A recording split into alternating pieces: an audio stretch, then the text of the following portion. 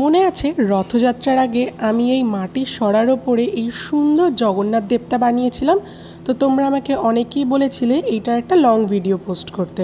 তো চলো আজকে কিভাবে এই একটা সিম্পল মাটির সরা থেকে এত সুন্দর একটা জগন্নাথ দেব বানালাম সেটাই তোমাদের সাথে শেয়ার করি। আর এই জগন্নাথ দেবের পাপড়িগুলো কিন্তু আমি পুরোটাই মোল্ডেড ক্লে দিয়ে বানিয়েছি, কারণ এটা যদি ফোম ক্লে দিয়ে বানাতাম তাহলে হয়তো খুব একটা মজবুত হতো না।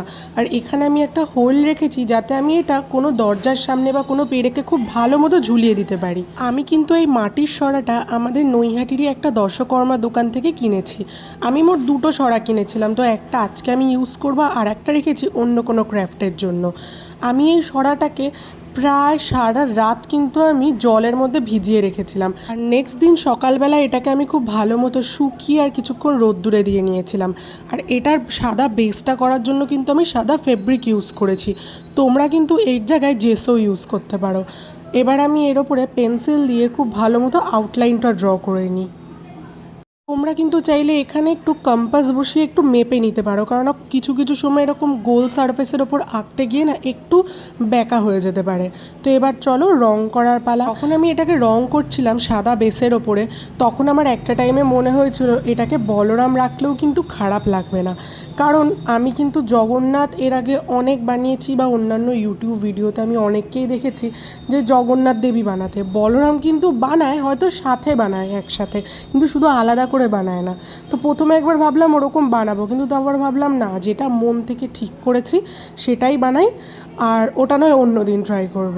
তো আমি তারপরে ধীরে ধীরে কালো রঙটাও পুরো কমপ্লিট করে ফেলি। আর দেখবে তিলকের জায়গাটা কিন্তু আমি একটু ফাঁকা রেখেছিলাম, কারণ একদম ব্ল্যাকের ওপরে হোয়াইটটা দিতে না আমার একটু প্রবলেম হয়।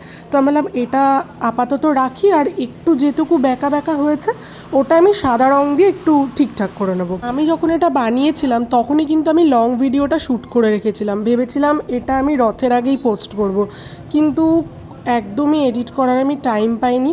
তো তখন আপাতত আমি শর্ট ভিডিওটা পোস্ট করেছি আর এখন লং ভিডিওটা।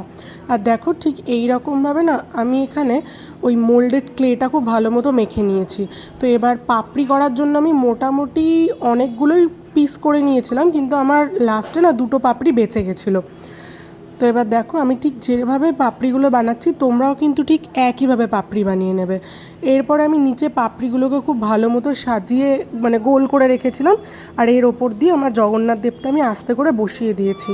আর এখানে কিন্তু আমি নর্মাল ফেভিকলাটাই ইউজ করেছি। আর দেখো আমি একটা সাদা কাগজের ওপর এটা সারা রাত রেখে দিয়েছিলাম, আর যে একটুখানি আমার মোল্ডেড ক্লে বেঁচে গেছিলো ওটা দিয়ে আমি একটা কি চেন বানাবো বলে এরকম একটা হার্ট শেপ বানিয়েও রেখে দিয়েছি।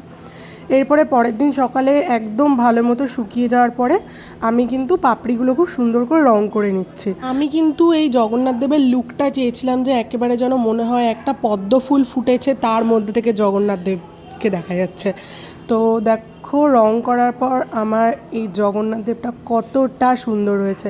তোমরা কিন্তু আমাকে কমেন্টে জানাবে যে এটা তোমাদের কেমন লাগলো, আর বাড়িতে কিন্তু তোমরাও একবার এই রকমভাবে ট্রাই করে দেখবে। তো চলো আজকের মতো টাটা, দেখা হচ্ছে আবার পরবর্তী ভিডিওতে। ও তোমরা কিন্তু আমাকে কমেন্টে এটাও লেখো যে আমি নেক্সট কী বানাবো। তো চলো আজকের মতো বাই বাই।